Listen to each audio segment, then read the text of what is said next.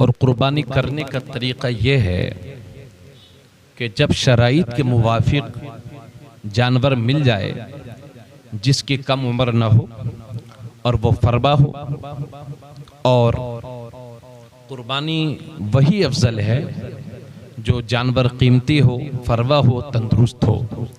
और जब उसको ज़िबाह करना चाहें तो ज़िबाह करने से पहले उसको चारा दे दें, पानी पिला दें, भूखा प्यासा जानवर को ज़िबाह ना करें। और छुरी को पहले ही से तेज करके रखें। ऐसा ना हो कि जानवर को गिराने के बाद फिर उसके सामने छुरी तेज की जाए, क्योंकि ये उसको तकलीफ देना होगा। और एक जानवर को दूसरे के सामने ज़िबाह ना करें, बल्कि अलग अलग ज़िबाह करें। और जब छुरी तेज हो गई हो तो फिर जानवर को बाएं पहलू पर इस तरह लिटाएं कि उसका मुंह किबले की तरफ हो जाए, और अपना दाहिना पांव रखें, अपना दाहिना पांव उसके पहलू पर रखकर तेज छुरी से जल्दी से ज़िबाह करें। और ज़िबाह करने से पहले ये दुआ पढ़ें, इन्नी वज्जहतु वजहिया लिल्लज़ी फ़तरस समावाति वल अर्ज़ हनीफ़ा वमा अना मिनल मुश्रिकीन इन्न सलाती व नुसुकी व महयाया व ममाती लिल्लाहि रब्बिल आलमीन ला शरीक लहू व बिज़ालिका उमिरतु व अना अव्वलुल मुस्लिमीन अल्लाहुम्मा मिनका व लका बिस्मिल्लाहि अल्लाहु अकबर।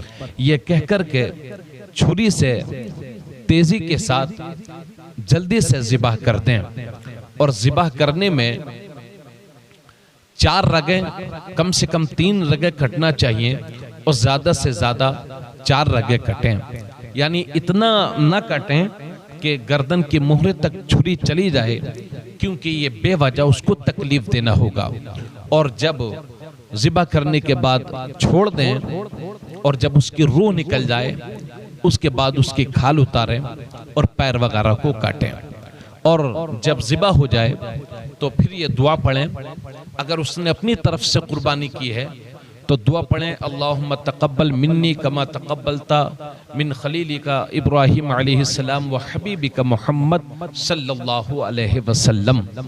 और अगर बड़ा जानवर है, 7 लोग शरीक हैं, तो उसमें जो दुआ करेंगे वो मिन के बाद सबको जोड़ते जाएंगे।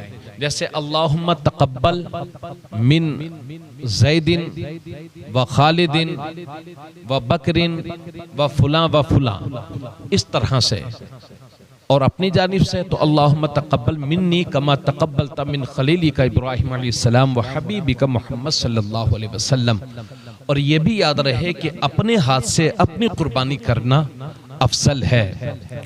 और कोई शख्स अपने हाथ से ना करके दूसरे से कुर्बानी करवा रहा है, तो जो मालिक के निसाब है, जिसकी जानिब से कुर्बानी हो रही है, उसको चाहिए, उसके लिए बेहतर है, अफजल है कि वो कुर्बानी के वक्त वहाँ मौजूद रहे।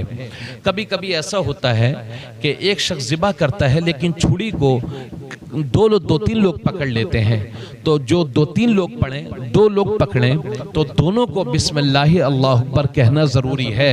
अगर किसी एक शख्स ने भी नहीं कहा, ये सोच करके कि इन्होंने कह लिया होगा, तो फिर वो जानवर शरई तौर पर जो है ज़िबाह नहीं माना जाएगा। यानी जो लोग 2 लोग अगर छुरी पकड़े हुए हैं तो दोनों को बिस्मिल्लाह अल्लाहु अकबर कहना चाहिए और उसके बाद ज़िबाह करना चाहिए। और बाकी जितने लोग खड़े हैं उनको भी बिस्मिल्लाह अल्लाहु अकबर कह लेना चाहिए, कोई दिक्कत नहीं है। अल्लाहु अकबर की तस्बीह उस दिन वैसे भी बुलंद करना चाहिए।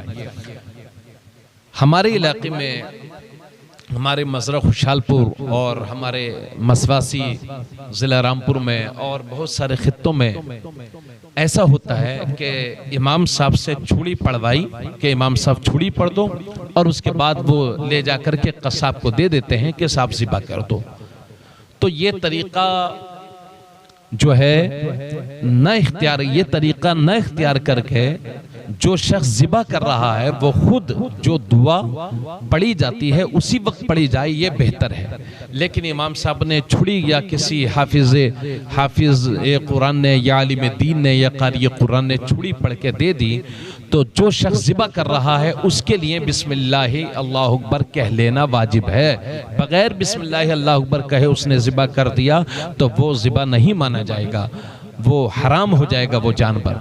चूँकि इमाम साहब ने छुड़ी पढ़ी है, बेहतर तो यह है कि जो शख्स ज़िबा कर रहा है वो दुआ उसी वक्त पढ़नी चाहिए और बिस्मिल्लाह अल्लाहु अकबर कह के ज़िबा करना चाहिए। लेकिन इमाम साहब ने किसी आलिम दीन ने छुड़ी पढ़ दी तो उसके बाद भी ज़िबा करने वाले को बिस्मिल्लाह अल्लाहु अकबर कहना चाहिए। हालांकि ये फासला बेहतर नहीं है, बेहतर तरीका यही है कि जो ज़िबा करे वही उस दुआ को पढ़े, तो ये अच्छा है। और ज़िबा करने के बाद अब गोश्त की तकसीम का मामला होता है, तो अगर वो बड़ा जानवर है तो उसमें 7 हिस्से हैं, 7 लोगों को बराबर बराबर गोश्त तकसीम कर दिया जाए। मिसाल के तौर पर उसमें जितना भी गोश्त निकला है, मिसाल के तौर पर उसमें 70 किलो गोश्त निकला है तो सब लोग 10-10 किलो ले लें। अटकल और अंदाजे से गोश्त तकसीम ना करें। अंदाजे से गोश्त तकसीम करने के बाद आपस में कहने लगे कि भाई जिसके पास ज्यादा पहुंच गया हो वो अपने भाई को माफ कर दे। याद रखिए ये गोश्त की तकसीम का जो मामला है ये शरीयत का हक है, हम और आपका हक नहीं है, इसलिए हमारे माफ कर देने से उसको माफी मिलने वाली नहीं है। लिहाजा गोश्त को तोल करके तकसीम किया जाए और किसी को ज़ायद और किसी को कम न दिया जाए। उसके बाद हमारे हिस्से का जो गोश्त है उसको 3 जगह तकसीम किया जाए। एक तो अपने घर वालों के लिए रखा जाए, एक अपने दोस्त अहबाब रिश्तेदार के लिए, और उसमें गरीबों का भी हिस्सा है, एक हिस्सा गरीबों के लिए भी रखा जाए। 3 हिस्से उस गोश्त के किए जाएं। लेकिन अगर अपनी फैमिली बड़ी है, अपना खानदान बड़ा है, तो सिर्फ अपने सर्फ में भी ला सकता है, अपने खर्च में भी, अपने घर वालों के लिए भी उसको इस्तेमाल कर सकते हैं। लेकिन बेहतर यह है कि उसके 3 हिस्से करने के बाद लोगों को तकसीम कर दे, अपने घर वालों के लिए, दोस्त अहबाब के लिए, गरीबों के लिए। या तो उन्हें कच्चा ही जाकर के उन लोगों को दे दे, या एक सूरत ये भी है कि अपने ही घर बनाने के बाद उनको दावत के तौर पर खिला दिया जाए। खुद गोश्त खा लेना और किसी को ना देना ये कुर्बानी की रूह के मुनाफी है। याद रखिए इस्लाम ने ये ज़ाब्ता बड़ा प्यारा पेश किया है। यही वजह है कि कुर्बानी के अय्याम में रोज़ा रखना भी हराम है।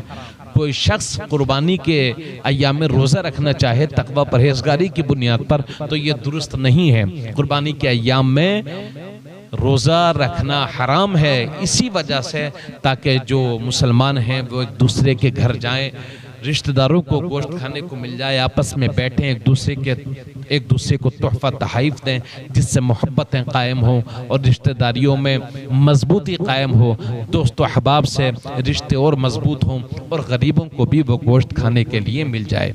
इसलिए उस गोश्त के 3 हिस्से किए जाएं, लेकिन खुद अपने लिए भी उस गोश्त को इस्तेमाल कर सकते हैं।